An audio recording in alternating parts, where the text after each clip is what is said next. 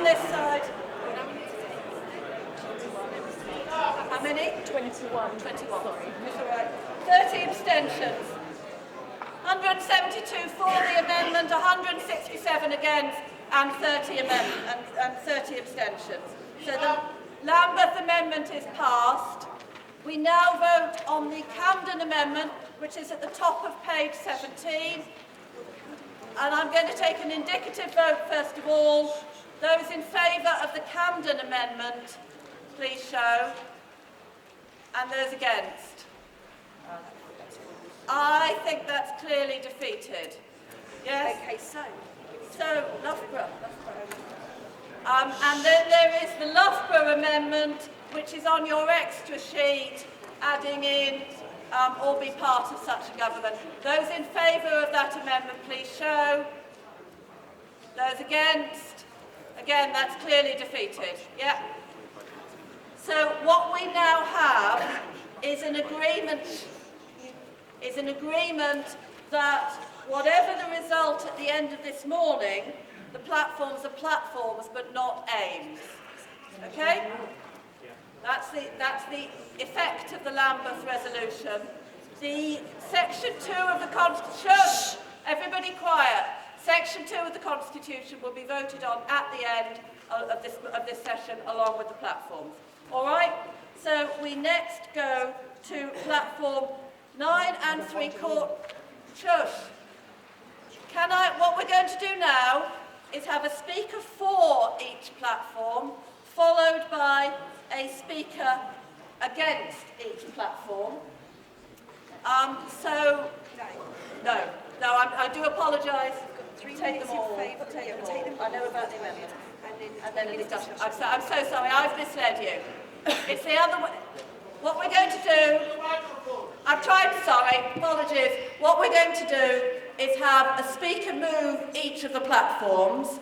The left party platform contains 2 amendments, so we will have speakers on those amendments.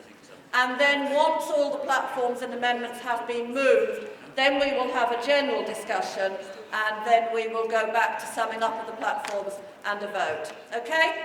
So can I see the comrade to move platform 9 3/4, and can I have comrades from the left party platform, the socialist platform and class struggle ready to move up in a bit? I know. Yeah, I'm going to get to that after class struggle. Is that all right? Thank you.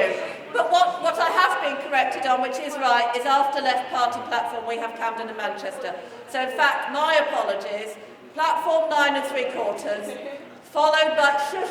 followed by left party platform, followed by Camden, followed by Manchester, and then we'll have the rest of the speakers. So can those people be ready to speak? Comrade, platform 9 3/4. Thank you. Mike Wayne, Southern. I'm just speaking to point 1 of the motion 9 3/4, that we proceed to have a debate about the aims and values of the new party and organisation, but it is premature to vote at the founding conference for one of the existing platforms. What's just happened, I think, has just made that partially redundant, but I'll just say it anyway because I want to say something about that. The reason why we shouldn't have that vote is because the process has been a flawed one. It has been divisive and factionalising. It has been obfuscatory. There is more in common between the platforms than divides them. It has lacked transparency. Who were the main authors of the platforms and how were they produced? It has made it difficult for people not aligned to a platform to contribute, and the process did not provide for the opportunity for a synthesis of the best between platforms. And I think for all those reasons, that's why we've just had the vote that we had. Despite that, the flaws, the platforms have produced some good ideas, as Ken Loach said, but instead of prematurely bringing the process to a halt, we should complete the process and address these flaws already listed. What I'm going to say now then is that we should have a decent set of aims proposed by the Internal Policy Commission, which could stand as interim aims only until we complete the process, presumably for the policy conference that happens in March 2014. The platform debate shows how hard it is to do things differently. let's try to devise forums and mechanisms that bring together the best of what we've got, starting with the way we write the aims of the new organisation. Thank you, comrades. And can I see a mover for the Left Party platform who will have 3 minutes, followed by Camden and Manchester. I should say that all the votes will be taken at the end of the session, including the votes on the amendments to the platforms. Comrades, in moving the Left platform, I want to concentrate on why we need an organisation of the working class to oppose austerity and the terrible problems that we face at this moment. We have a responsibility to bring together the different strands, the different forces of resistance to austerity. We need to give a clear alternative to the Tory policies. We are losing, day by day we are losing the gains our parents, our grandparents, and for some of you, your great-grandparents fought for. In the right to a decent home, in the right to free education, in the right to a hospital free at the point of need and not for profit, and in the right to social insurance. We fought Thatcher, and some of you know I was one of the surcharge councillors in Liverpool. We fought Thatcher, and we were defeated, but she claimed her greatest achievement was not defeating the miners or us, but was to get her ideas into the Labour Party. And now we see so brutally why that was true. As the Tories take her grandmother's bedrooms so she can't have her grandkids to stay, as they bring hunger and fear, a sanctioned strike, and people go to collect food from food banks and then realise they have no money to pay to cook it, as we see children go hungry, I'm a teacher, we know the children are going hungry, as we see the sanctions regime striking fear into people's homes, and as this winter we see the NHS move into crisis, we see they were able to silence the voice of protest. Well, a banner once dropped in battle belongs to the people who pick it up. And we pick up the battle of organising working people. We pick up the banner of socialism to say there is an alternative to this. We will echo the voices of the founders of the workers' movement. We will demand free healthcare. We will demand excellent service in the health service. Free education. Free education. I'm sorry, it's very difficult to do this within that time, so I'll sum up. We are therefore prepared to accept Camden's amendments 3, 5, 7, 9 and 10, but we will defend our right to fight on women's issues now and before the revolution. We will be there with the billion women rising. We will be there fighting for equal pay. We will be there with the women who are carrying 75% of the cuts of austerity. And move the Left Party platform. All right, thank you. We now have Camden for 2 minutes.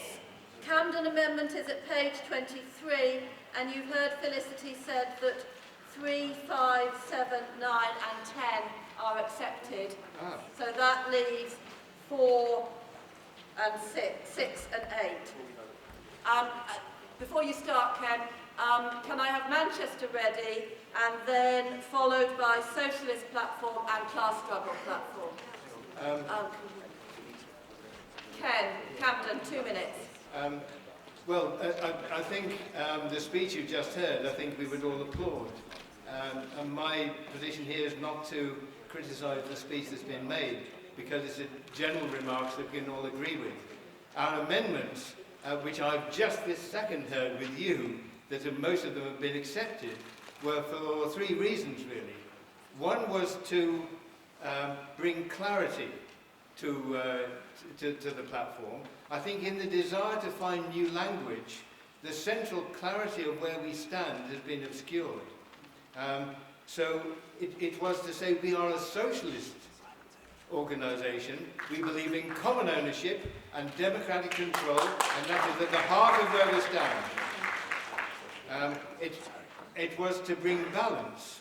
Now, of course, no one is objecting, no one stands in favour of discrimination, but we have 3 times gender discrimination is mentioned, race discrimination is just mentioned in passing, discrimination against the disabled is just mentioned in passing. So our amendments were simply to bring the balance back a little bit.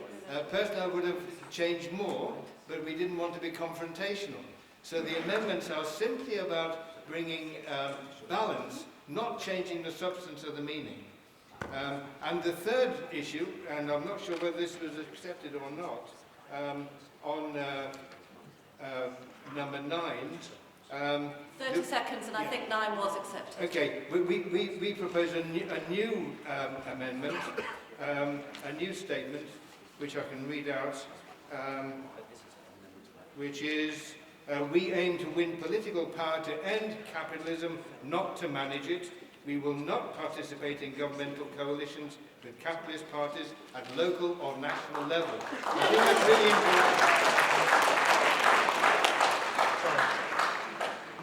So this is not a wrecking amendment, but it is to bring it in balance, and it is to make it clear that we stand on fundamental socialist principles of common ownership and democratic control. Right, thank you. We have Manchester followed. I'm sorry, I made a mistake. After